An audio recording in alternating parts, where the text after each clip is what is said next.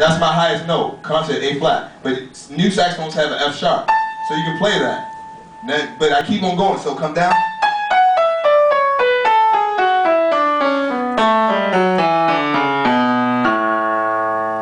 Right? I try to go to my lowest note, to the lowest note of the saxophone. And you know, so you're practicing the full range of the horn, all scales. So that's what I do. The basics. When I practice the basics. And of course I work on other things that are more advanced, but I want to make sure that my basics, long tones. You know what a long tone is? When you hold one note, and you want to be able to hold a note where it goes like this. Da.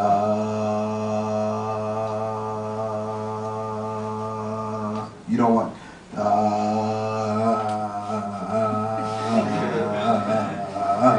you know? Now, I'm going to tell you, has everybody flown in an airplane? Have you been in airplanes before? Yeah. Okay, now imagine, this is your note. You're in an airplane, right? You're flying to New York, right? You're flying to New York, and all of a sudden, your plane hits turbulence, right? So you're bumping around, you're bumping around, you're bumping around. What does the pilot do? He can do a lot of things. He can go lower, he can go higher. But what do you hear? You hear the engines revving up. You hear the engines revving up, and then there's stability. It's the same thing with playing the saxophone.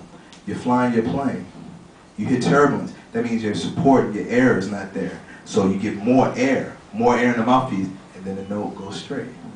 It's the same concept. Long tones. Why do we practice long tones? For that, for supporting, so we can hold notes, but also for ear training, to hear if the note's in tune, and also to find the most beautiful part of the note. When I practice long tones, I'm looking to try to find where, when I play that note, I'm like, oh, yeah, there it is, that's it, you know?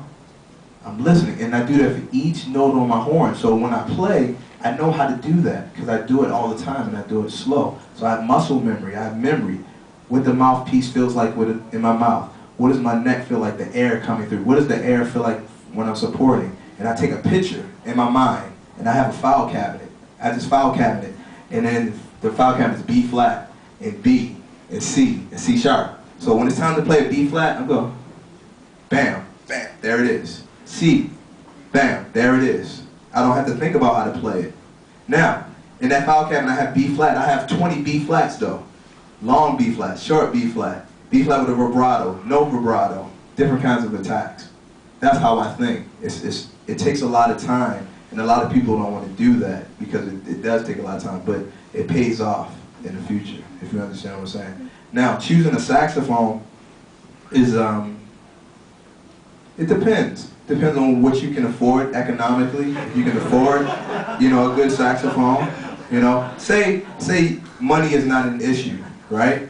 So what I would say to you is try all the horns. Most people want to play Selmer because Selmer is popular. A lot of saxophone players have recorded Selmers. I don't play Selmer, I play Yanagasawa. Now, I used to have Selmer, I used to have Kahn, I used to have King, I used to have Bouchard, I used to have Martin. I've tried a lot of different Yamaha, I've tried a lot of different saxophones. But then, as I've gotten older, and I know the sound that I want, I know what I want the horn to feel like, I chose Yanagasawa because it allows me to get to the spirit of what I want. Now, I have friends that do not like Yanagasawa, they have to play Selmer, you know? And that's their sound, that gives them the sound and the feeling that they want. So my suggestion to you is try a lot of different horns. And the one, when you play it, and you're like, ooh, yeah, that's it, that's the one you get. Okay?